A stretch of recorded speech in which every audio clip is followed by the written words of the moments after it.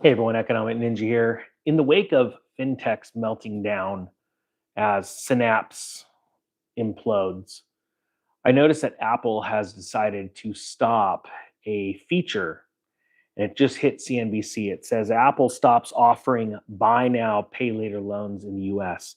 Now we're going to go through the story and they're going to give you a solution to something they're doing, like, they're going to add another feature, but it's very interesting because I believe that we're on the cusp of financial news hitting our media stating that we are seeing people just delinquencies on loans are going to rise.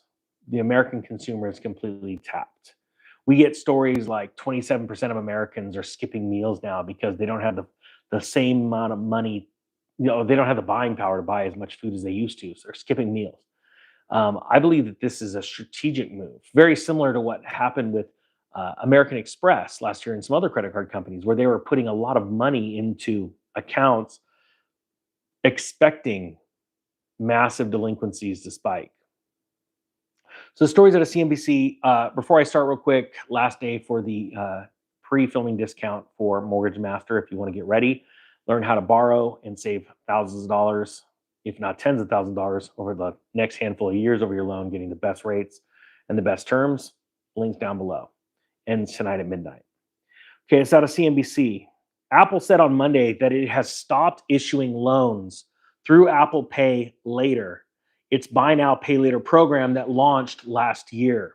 The move comes after Apple said it would start to allow installment loans later this year in its Apple Pay checkout process through third-party companies such as Affirm, as well as through credit and debit cards from issuers such as Citigroup. Apple said it would no longer issue Apple Pay Later loans, which enabled customers to buy products online and pay in 4 interest-free installments at prices up to $1,000. Now, I want to take a quick jog down memory lane. Type 1 if you remember going to Kmart and doing the layaway counter with your parents. Or if you were one of the parents that did the layaway counter. My mom was famous for that. She would go down and do the layaway because she didn't have the money to pay for it up front. But there was a point where I really want that for my home or for my children, clothing wise, whatever. And we would go put something on layaway.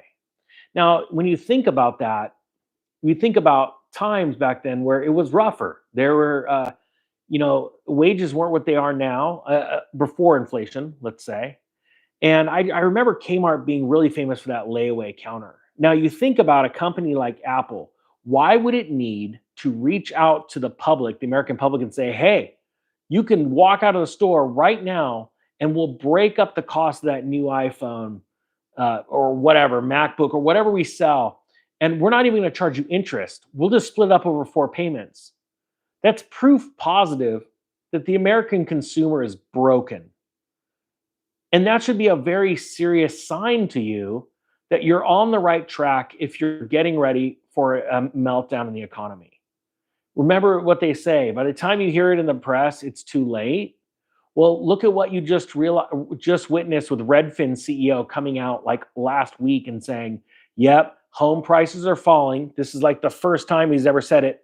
And he said also something amazing. So not only are home prices falling during the strongest time of the year for sales in the spring, he also said they're going to continue to fall through the summer, which is the second hottest market in a cyclical, a yearly cycle for real estate.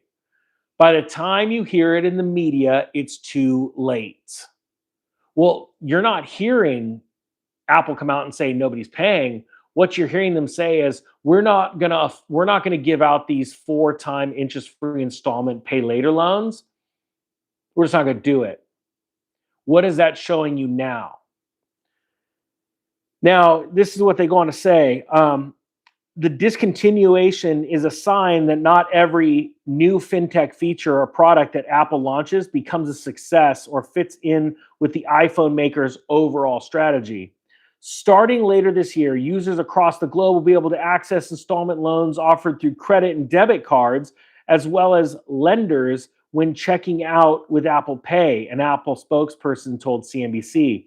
With the introduction of this new global installment loan offering, we will no longer offer Apple Pay Later in the US. Interesting.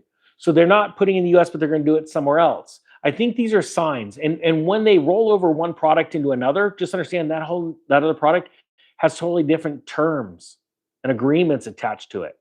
And think about those attachments, those changes as protecting the underlying company being Apple.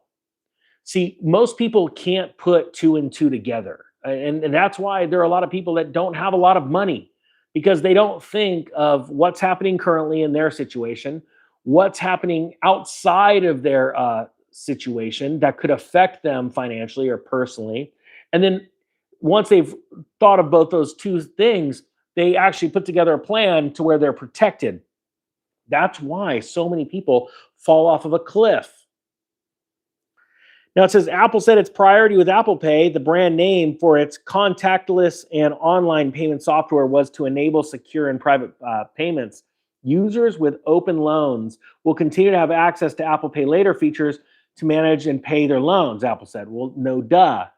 It's because they already made the loans. They're not going to say, well, we canceled it, so we're just going to forgive all your debts. You know, that's another thing that blows me away, where people think that there's a coming debt jubilee and where you're going to be able to keep your house. That is so false. It's insane. See, the way the elites look at it as a debt jubilee, a forgiveness of your debts, it's called bankruptcy. You get to claim bankruptcy, and then you're knocked out of the game for a while, and you can't borrow money. How many people have come across people that actually believe, or maybe you're one of them, and just hey, say I'm that person, or I've met people that believe that this economic collapse can be so bad that the government's just going to let you keep your house and the banks are going to go bye bye. It is a very deceitful rumor, and it is actually one that is built upon and believed in by people that are lazy. I know this sounds crazy, but if you're preparing for something like that, you're going to be very seriously disappointed because there's nobody with white hats that have stored a bunch of money away for hundreds and hundreds of years so that you could do nothing and get to keep all your stuff. That's not how it works.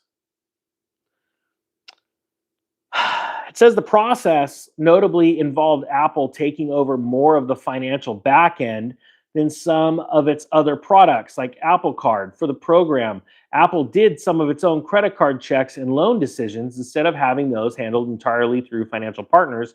Apple loans were issued by a wholly owned subsidiary. So look at that. I didn't even read this story ahead of time, and there's your truth. There's your proof in the pudding. An Apple wholly owned subsidiary was the one doing these loans, and they don't want anything to do with it. They want to farm these loans off to third-party people and then get a cut of the money because the consumer is done. Stick a fork in them. It's over. The government's trying to lie to you and keep everything going for a little bit more time so that the election can happen.